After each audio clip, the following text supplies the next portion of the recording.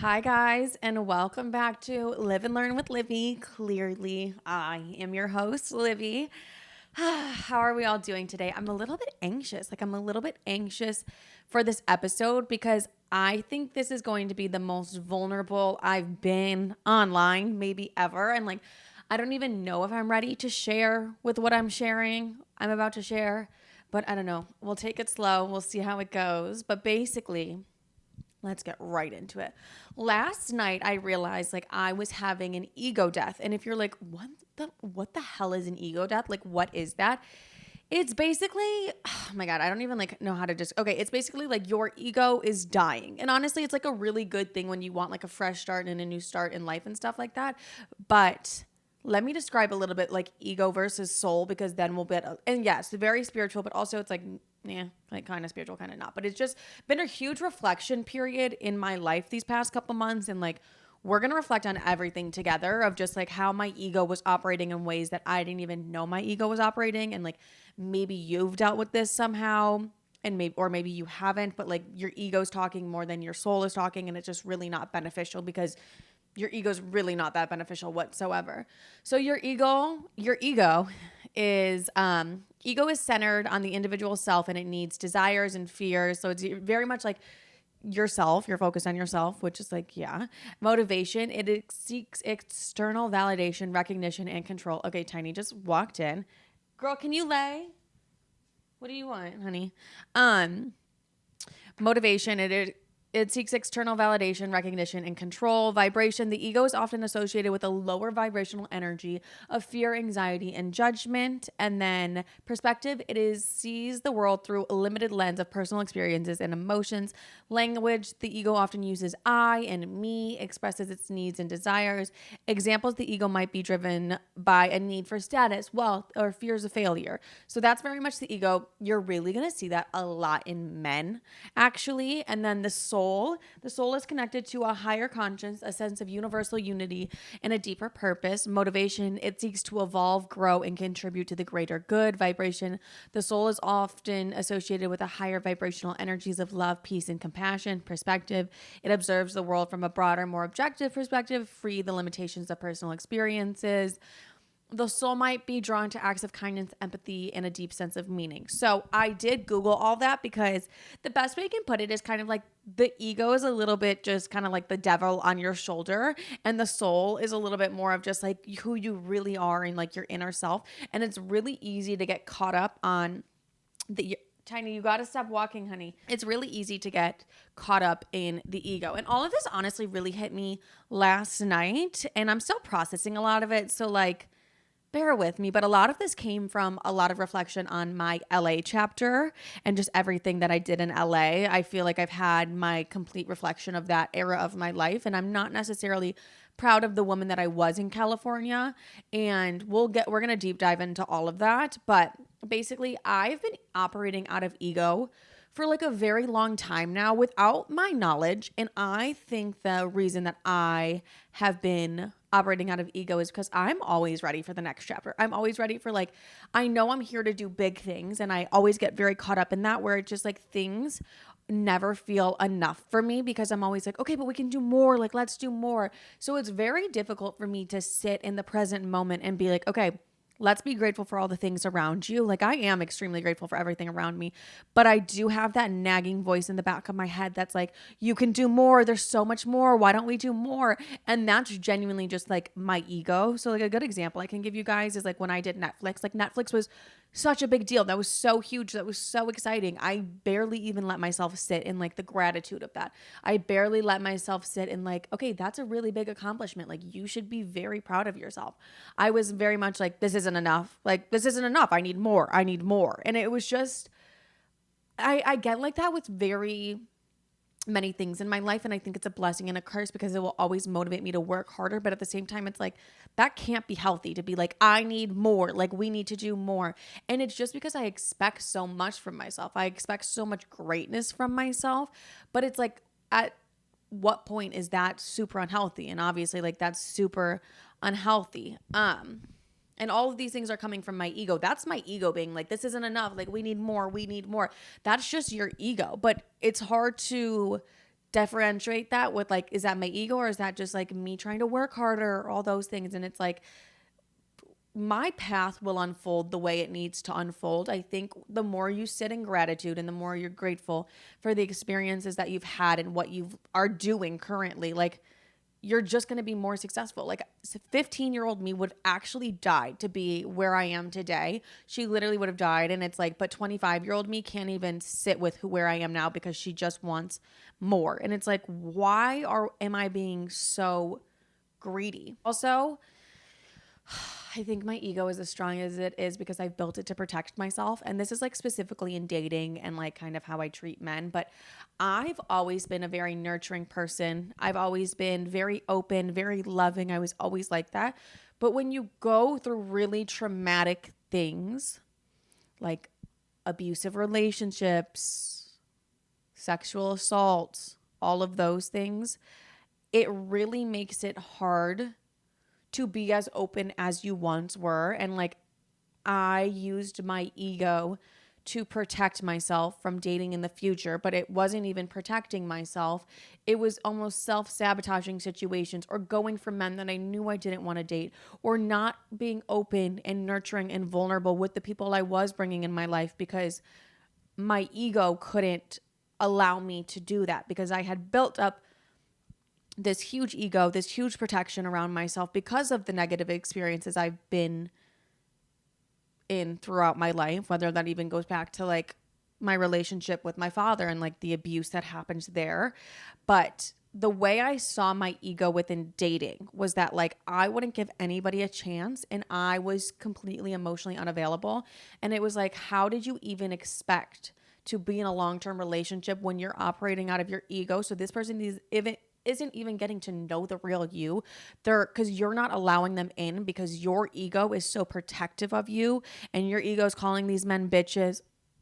Do I stand by it? Maybe a little. Okay, no, but your ego is acting so wildly that you're not even showing your sense of self. Like I remember I told this one guy like, oh no, like I'm actually really sensitive. And he was like, no, you're not. And I was like, this man doesn't know me. Like I haven't even let this man see any part of me or any side of me because like ask anyone around me. I'm the most sensitive person ever. I'm so fucking sensitive. I'm a Cancer bitch. We're sensitive. And like, don't get me wrong. I think the shell that I put around myself was extremely valid for the things that I had been through. That's extremely valid. But at the end of the day, it does come to a point where it's like, this is no longer protecting me. This is harming me actually, because I'm not allowing myself to be my soul and my inner self who is nurturing, who is open, who is loving, who is accepting of all these things. And I've always been like the biggest lover girl, but I pushed it down and I pushed it aside for so many years out of protection of myself because of the pain that I've been through. And I just don't think it's beneficial anymore. And I definitely did take it so far. And I'm trying really hard not to blame or judge myself in this because I handled that the best I knew how. Like nobody writes a book on how to live like your true authentic self after abuse, after assault, after all of these things. It's really difficult to continue to put yourself out there and be the most loving, nurturing version of yourself when you've dealt with extremely traumatic things. And like I did what I needed to do for as long as I did because I was just surviving, like genuinely. And I was protecting myself, rightfully so. I've been through some things that most people, literally nobody should ever have to go through. Like, of course.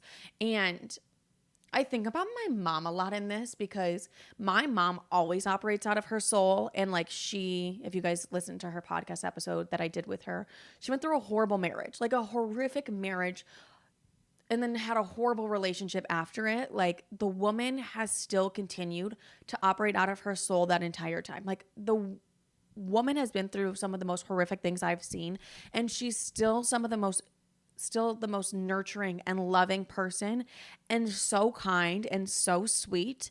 And to any man that she meets or any man that's in her life or any sense of the way, like she really is such a light, and she never let what happened to her dim her light in any sense of the way. Like, yes, it was painful. Yes, we have, in general, you deal with the things that you've been through and you cope with it and all those things and you heal and you move on. But she moved on with putting her soul first and was like, no, I'm still going to be the most nurturing, loving version of myself because why wouldn't I? You know, and for me, I did the complete opposite. I was like, no, I'm going to have my ego protect me because I don't want to be in a situation like this ever again. And it's like, that's completely valid. But at the end of the day, I have all the tools and the resources. Say, God forbid, a situation like that happened to me again, of something I dealt with that was traumatic. I have all the resources. I have all the tools. I know how to get through painful situations. I don't need to be protecting myself so hard to the point where I'm losing potential people that could have been in my life. And I'm still like a firm believer in like what's meant for you will never pass you and things like that. But I don't know. I've definitely taken a step back and looked at my dating and how I operated out of my ego within dating. But now let's talk about ego in my career. And I didn't even realize my ego was like the driving factor in my career. I had no idea. I genuinely had no idea. And I want to state before like I get into this, I don't mean ego in the sense of like, I think I'm better than everyone. I'm a bitch, all those things. I've never been like that, but it's more my ego has just been a personal battle within myself and within my thoughts of myself. Like I did not realize how much my ego was operating. And it is a very egocentrical field. Like it is very caught up to get in, very easy to get caught up into everything that happens in the social media world. And I always prided on myself for like not getting caught up in those things. And then I take a step back. I'm like, oh my God, what? But basically my growth on TikTok was very, very quick. I went from 100,000 to 1 million within 3 months. Okay. So that means that overnight, my life changed. Overnight, I had a management sending me these huge brand deals. Overnight, I'm at events. Overnight, I have this huge following that I'm now navigating. And honestly, I'm very proud of how I've navigated it. The first year, 1,000% I'm proud of it. I really don't feel as if my ego, I think I had very spurts of my ego coming out, but I would say mostly when I look back on this, it's my LA chapter where I'm like, God, my ego was like through the fucking roof. It's not even funny. And basically, every time I've been in a manager meeting or I'm like finding a new team and they ask me like what drives me, I have 2 things that really drive me. Okay. Number 1, I love the algorithm. I love figuring out and cracking an algorithm and watching my videos grow and watching my accounts grow. I get I get such a high from like watching the numbers hit, like such huge numbers, getting millions of views a day on one single video, watching my account grow so much. So like it was a field day for me when I was growing so quickly. It really was. And then the second thing is like really helping people. That's the other thing that I really love about social media. It doesn't even come down to the money for me. Don't get me wrong. The money's nice, but it's really about helping women find themselves and like have self-love and leave situations that they shouldn't be in and stuff like that. So those are the 2 things. And honestly, now that I'm saying that out loud, one is so very ego driven and one is so very soul driven, where it's like my soul. Wait, did I just turn that off? My soul is very much wanting to help people, wanting to empower women and do all those things, but my ego loves the views. My ego loves the chase of like hitting highs and doing all of those things. My ego loves it. And I got so caught up in my head with the views and everything. Like I would private videos because I was used to getting like 1 million views in 4 hours. Okay. Like when I first started, I was getting millions and millions of views within like a couple hours. I would private a video if it was doing like 100,000 views in an hour, which is still like an insane amount of reach. Like it's still so huge. I could even care less about the content that I was posting. It was more about the views. Okay. So it was really a battle between my ego and my soul for so long. I barely even realized it, but it was like my soul was like, no, put out the good content, like, and put out this message. Someone needs to hear this, da da da da. But my ego was like, oh, if it's not a good enough message, if it's not getting the views that you normally get, take it down. What is it doing here?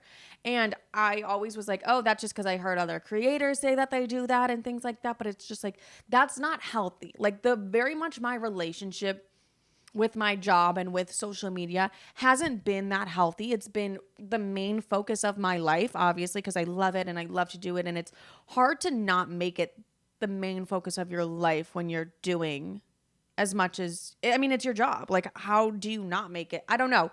I very much don't have the work where it's like, oh, I can go home for the day or, oh, I clock out or anything like that. Like, no, I'm always thinking. I'm always on. I always want to grow. I always want to improve. I always want to be the best version of myself online and in general. Okay. But it's like, I'm not ever taking the time to clock out.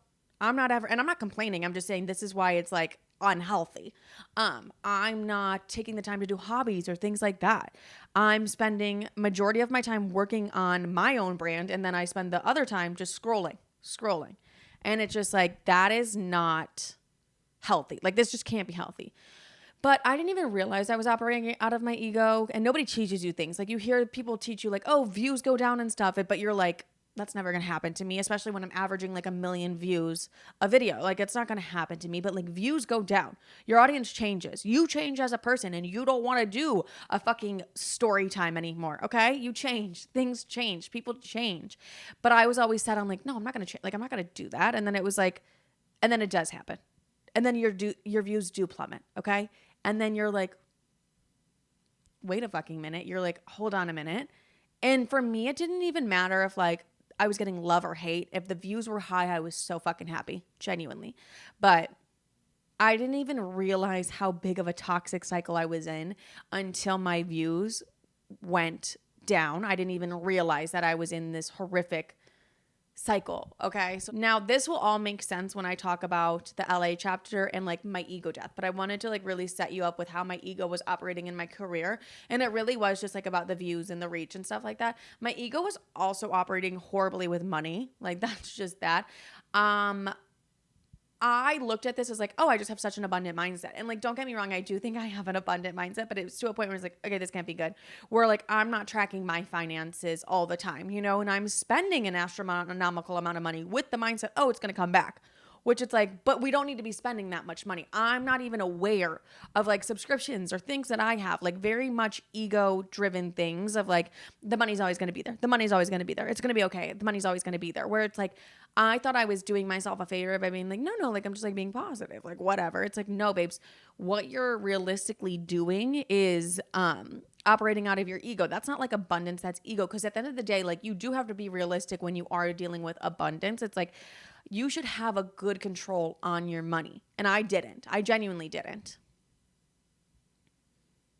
And then I was like, I needed to take control of my finances.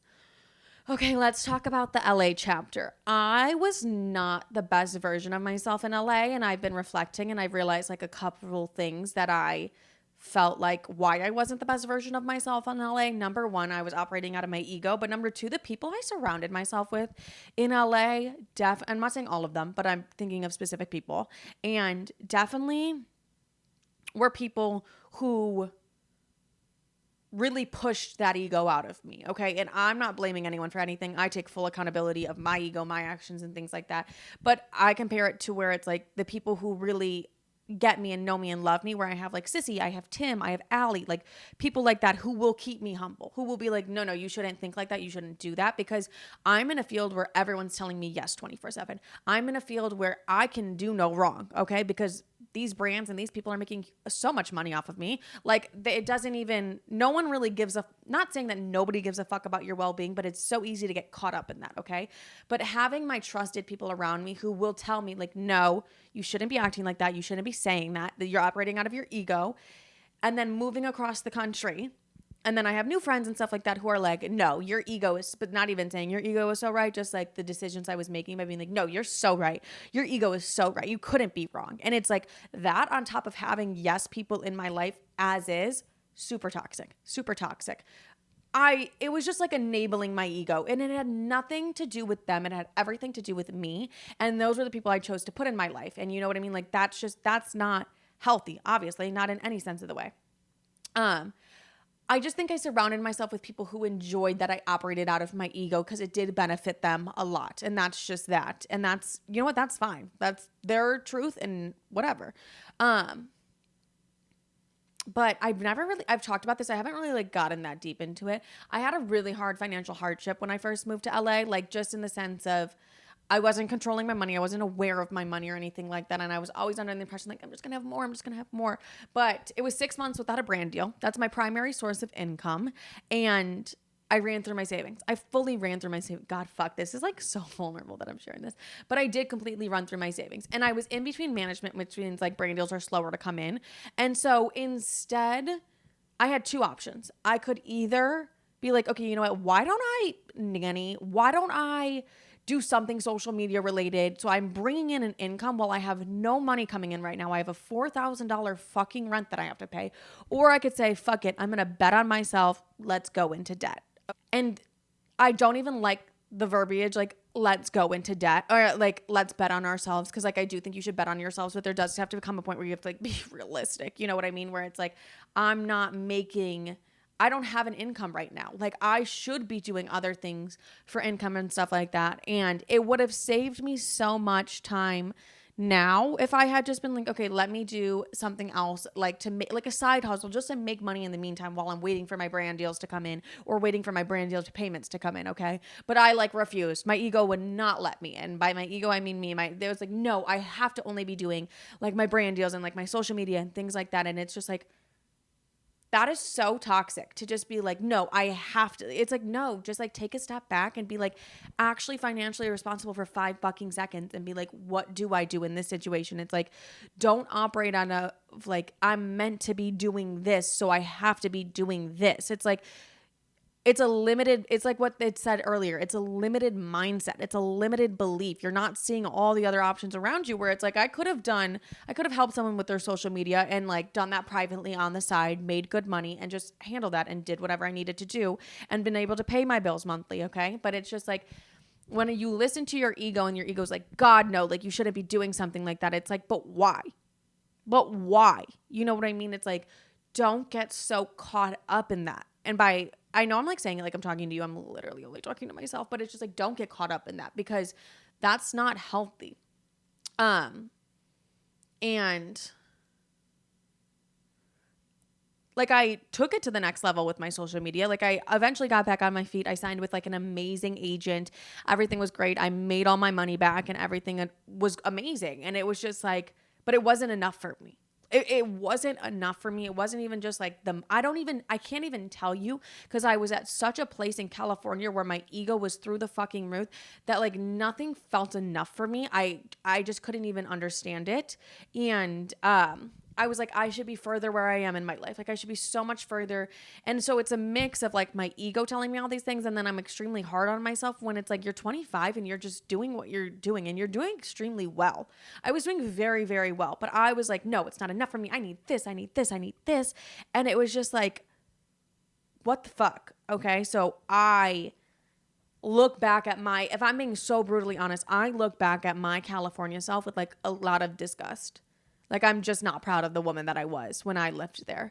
In just little ways of just the way that I handled the agency I was with. Like, I also struggle a lot with communication, which is very a confrontation actually, which like, instead of just having open and honest conversations of like how I'm thinking, of how I'm feeling, not even just with myself, but with others, I could have avoided a lot of things that I'm now dealing with, you know?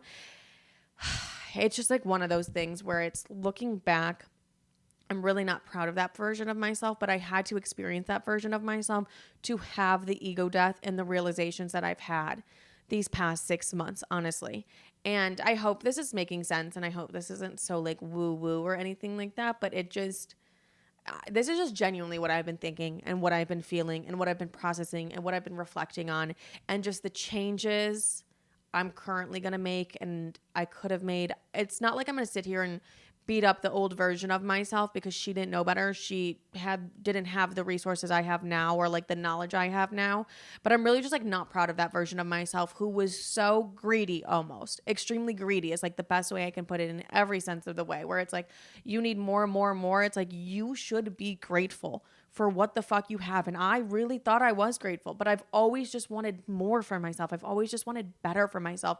And it comes across so toxic the way that I was allowing my ego to speak to me.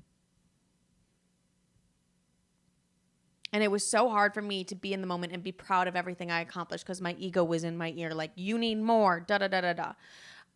Also, I want to note that all of this was internal. Like I'm not really a person who compares myself to others. I don't really do that. And I was never rude to others. Like that's not that. This is just like the internal battle I had in my head every single day.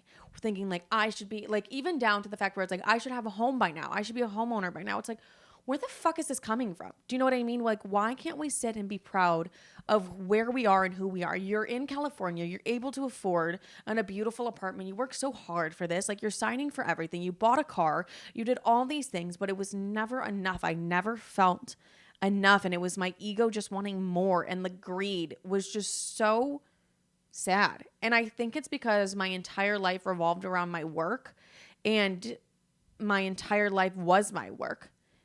Every day when you wake up, I'm like, okay, what TikToks am I filming today? What YouTube video am I doing today? All these things. And I let it get to a point though where it was like, what are my outside hobbies? What am I going to do that it's not work 24/7? And we're thinking of other things. We'll get into that. Now, when I moved to New York is when I had the ego death. I wasn't even aware of it, but just even being back with the people who are so honest and so, just the people who keep me so sane.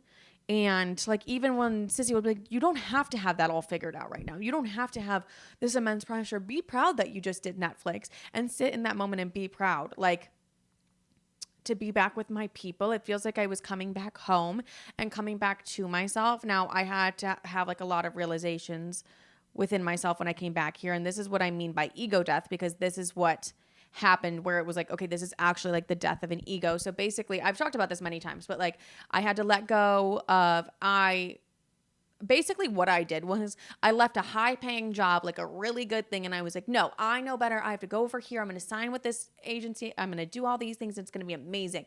What the fuck was I on? And I was like, and it bit me in the ass, and it showed. Okay. So then it was like, I let go of an amazing opportunity, and I was like, I just know better. I genuinely do think I was like kind of manic leaving California too, because I was correct in leaving California. Like, I was correct in. I wasn't correct in leaving my agent and everything like that. I felt like that was like a rush. It was very much like grass is greener on the other side effect. And it was like, the grass is greener where you water it. The grass is greener where you're able to have open and honest conversations with the people who are doing such amazing things for you in your life. That's where the fuck the grass is greener. It's not greener just because like you think it's going to be greener over there. It's genuinely not. And I had to come to that realization. So it's like right now I have no management. My views have hit an all-time low, which is like, okay, that's the ebbs and flows of the content creation world. I'm not used to that. I'm not. So it has sent my ego through like a spiral. And I had to take a step back and go, do I even like what I'm doing?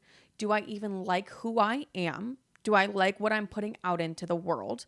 When you're stripped of everything that once made you who you were or thought you were, you have to take a step back and be like, wait a minute, am I even happy? And that was like a very big realization for me, where it was just like, when you're stripped of everything, it was like, okay, so why do the views matter so much? And then it was like, oh, simply because my ego thrives off the fact that if my views are high, that means I'm doing amazing, da da da. And it's like, but does it? Am I impacting anybody? Am I doing what I'm actually set and meant to do, of like speaking to, helping women and doing all those things, which I love to do? Or am I just posting a viral video?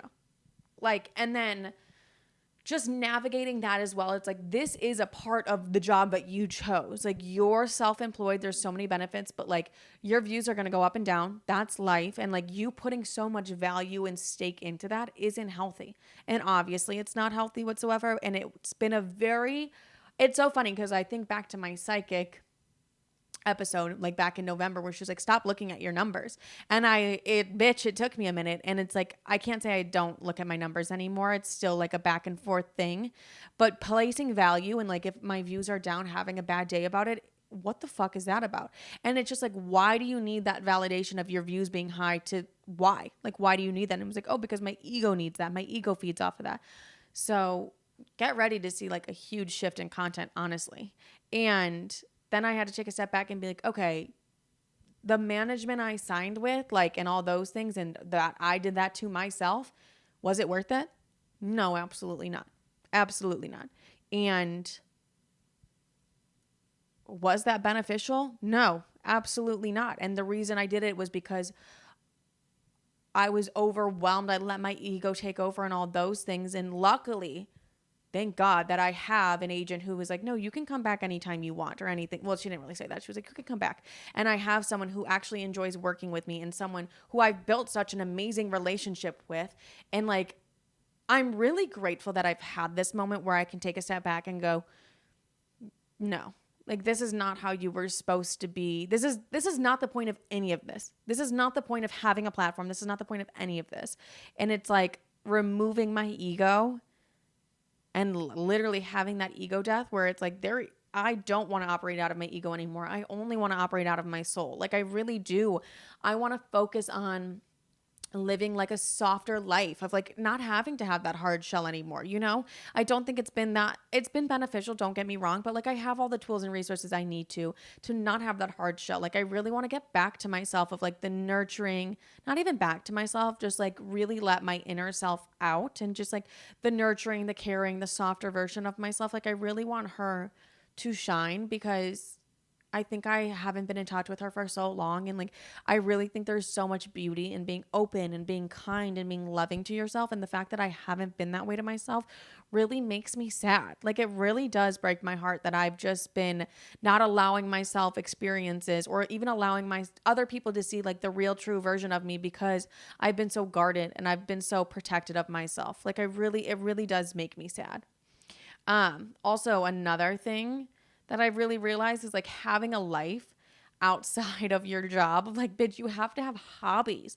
You have to have a life. I've talked about this previously in like dating where it was like I was always so focused on my career, but now it's like there's other things too where it's like you've always been so focused on the career, like little things that I want to do. Like I want to do pottery class, like just the cutest little things, pottery classes, painting, you know. I really want to use my platform to help dogs. You guys know I love dogs and everything like that. I really want to be able to do all of these things and just really navigate my life now moving forward, not operating out of ego. And I really think I'll be able to because I have so many people around me who do keep me in check. And the fact that I've even had this realization and the fact that I've even come to terms with the fact that I really didn't like the version of myself that I once was, and I don't want to repeat those patterns, I think is very beneficial. It's honestly a really interesting thing to come on here and be like, I actually didn't like the version of myself that I once was. I really didn't. I wasn't proud of who she was. I wasn't, you know, but also being like, I forgive her because she did what she could. But she did what she could with what she had. And I will say though, it's like one thing I am like proud of is that it's always been an internal battle that I've never really taken it out on other people. It's really just been an internal thing. And I don't know if that's even like that great thing to be proud of. Actually, now that I think about it, that makes no sense. Yeah, but I think it's just like disconnecting from like social media in general almost, where it's just like, I don't need to be like have that much consumption over this, even though it is my jobs and things like that. Just create the content that I want to create regardless of the views or anything like that. And just really remember why I started this at the end of the day, to help women. And that's all I've ever wanted to do. And that's what I'll continue to do, to help people heal through humor. That's all I want. So it's been like a very big realization thing for me the past couple days, weeks, months, all of it. Like I genuinely, it's been a lot. And I wanted to share this because I don't know if anyone else has ever dealt with something like this or is like dealing with something like this, but I just wanted to be open. I just wanted to be vulnerable. I just wanted to be honest of what I was dealing with, what I was thinking, everything like that. And I really am excited to get to know the version of myself that I am currently and really, okay, Tiny, we can't keep doing that. I know, buddy, but you're on mommy's computer. Yeah. So it's been a lot, but I'm glad I've had these realizations. I'm glad I'm back home and I'm with the people who will always keep me accountable for everything that I do. And I know this was like a heavier episode, and this was a very like eye-opening episode, I think, for maybe a lot of people too.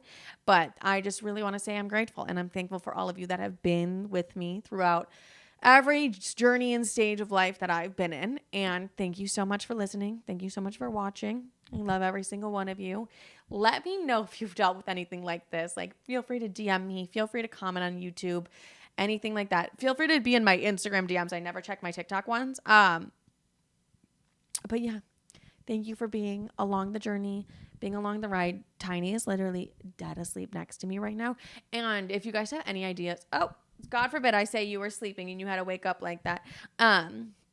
But if you have any ways or suggestions that I can help dogs moving forward, because I want to do something more than volunteering, because I think if I volunteer, every single dog will come home with me. So that's just that. But I love every single one of you. Thank you for watching. Have a great day, night, evening, whenever you're listening to this.